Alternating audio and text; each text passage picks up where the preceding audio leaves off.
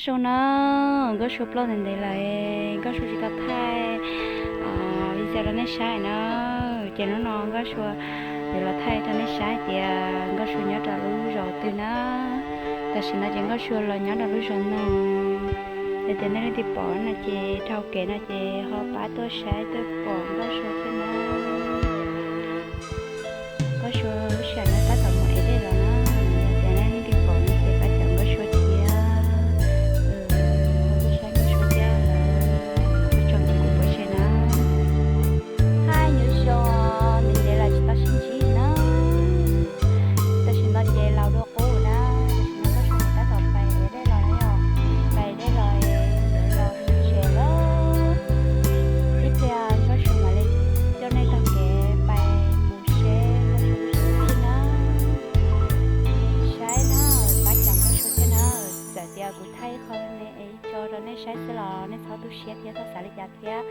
chẳng có số thiên á, có số chọn cao thiên, có số chọn một gì, có chỉ bóng này nè, cái gì mà tới giờ thì du lịch xe rồi đấy, tới giờ cũng chỉ xuân đấy là thế, giờ thì nên tàu nó chỉ tới giờ lúc xuống nó chỉ có số tàu, có số chọn cao là nem không nè, cái số này là chỉ nó chỉ đâu, có số một chuyện á, chỉ nó chỉ tới giờ ở đây là bài một chuyện này rồi, nhớ đó tới chuyện nó chỉ hai tiếng. Ở đây là mình để theo chỉ là linh đạo làm là giống như là tâm để này rồi chị mỗi ngày là tiền này khử theo này những khử cả theo để xí mà có suy từ những tiền cho cái khử xí để như chỉ bảo liệu à nhiều tao tôi xin cả chỉ lưu nhiều này rồi giả để khử mà đều là giờ tiền nhiều tôi xin cả lưu nhiều chị cũng chỉ khử là tiền thế nào đừng có số mình chọn sai sẽ có số một trò họ tên ha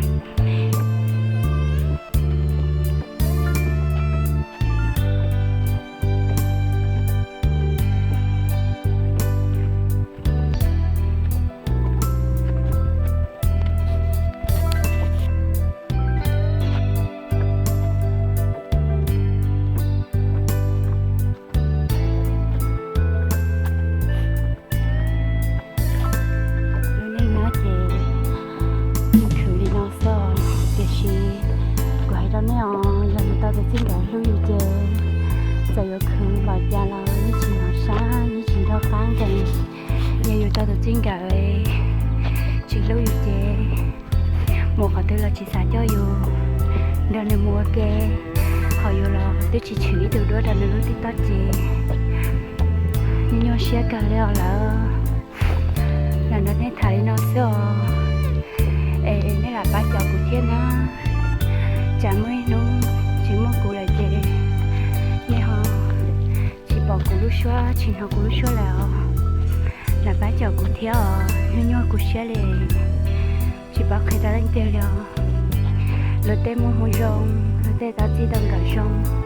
dùng một cái tiêu là lên, rồi nhỏ là lên, không có số tao không thể gì, có số tao lên tiêu là, có số nhảy lên, rồi một là lỡ tay chỉ xả cho, nhỏ là lỡ tay chỉ xả đôiอยู่nhỏ, cứ xe liền là tao dù lúc cũng mua leo thọ bá chẳng có số thia chẳng mấy nấu chỉ mong có số là gì nè chỉ tao nói có số lúc số không có kia ôi những tao nên sáng rồi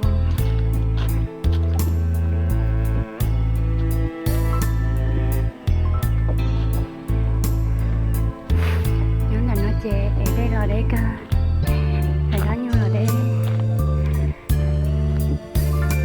chỉ biết xả tiêu xén thế, rồi đi chỉ bỏ vô tất cả trong là chê, người tao cho chê sao đi nào lại sao, khi đó nghe tiếng có số lúc chỉ nhớ sợ nó á, có số ta tự học về nó mua,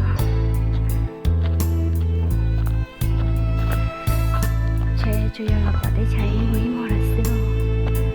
có số lúc này chỉ chạy cho là sao, chỉ lên nó là sao.